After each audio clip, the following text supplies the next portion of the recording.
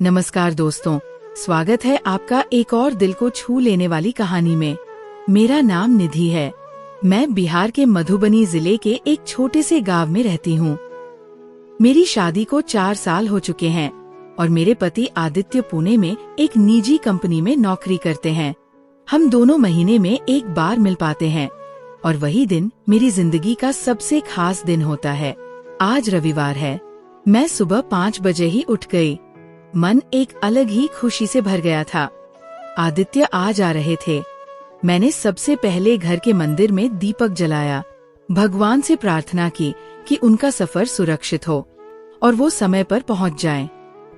फिर रसोई में गई और उनकी पसंद की खीर और पूड़ी बनानी शुरू कर दी। मेरी सासू माँ आकर मुस्कुराते हुए बोली, आज तो बहू के चेहरे पर अलग ही चमक है। मैं मुस्कुरा दी, माँ जी, आदित्य जी आ रहे हैं ना, आज तो पूरी रसोई उनकी खुशबू से भर जाएगी। दोपहर तक मैं हर 5 मिनट में दरवाजे की ओर देखती रही। मन बेचैन था, दिल हर बस की आवाज पर धड़क उठता था। और फिर दरवाजे की घंटी बजी। जैसे ही मैंने दरवाजा खोला, आदित्य सामने खड़े थे। वही हल्की सी मुस्कान, थके चेहरे पर भी सुकून भरा प्यार। मैं बिना कुछ कहे उन्हें देखती रही। उन्होंने कहा, क्या तुम सिर्फ देखती रहोगी या अंदर बुलाओगी भी? मैं हंस दी और उन्हें अंदर ले आई। सासू माँ ने आकर आशीर्वाद दिया और कहा, चलो अब घर पूरा हुआ। आदित्य ने हाथ मुंह धोए और जैसे ही मैंने खाना परोसा, वो बोले, निधि, तुम्हारे हाथ की खीर खाए बिना तो हर महीना अधूरा लगता है। मैंने उन्हें प्यार से देखा और कहा, आपके बिना हर दिन अधूरा लगता है। खाना खाकर हम अपने कमरे में चले गए। वो बिस्तर पर लेटे और मैं पास बैठ गई।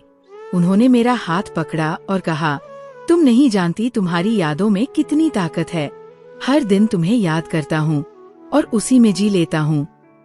मैंने धीरे से उनका सिर अपनी गोद में रख लिया। कमरे में बस एक धीमी हवा बह रही थी और हमारे बीच सिर्फ खामोशी थी, लेकिन उस खामोशी में हजारों जज्बात थे।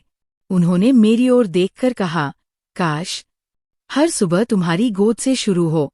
मैंने मुस्कुराते हुए कहा, काश हर रात तुम्हारी बाहों में खत्म हो। उस शाम हम छत पर गए, जहां आसमान तारों से भरा था। हमने साथ चाय पी, बचपन की बातें की और एक दूसरे की आंखों में वो सपना देखा जो हम साथ मिलकर जीना चाहते थे। वो रात हमारे बीच फिर से एक गहरा रिश्ता बुन गई, जिसमें सिर्फ सच्चाई, भरोसा और प्रेम था। हम देर रात तक बातें करते रहे और फिर एक दूसरे की बाहों में सो गए। सुबह जब मैं उठी तो आदित्य मुझे निहार रहे थे।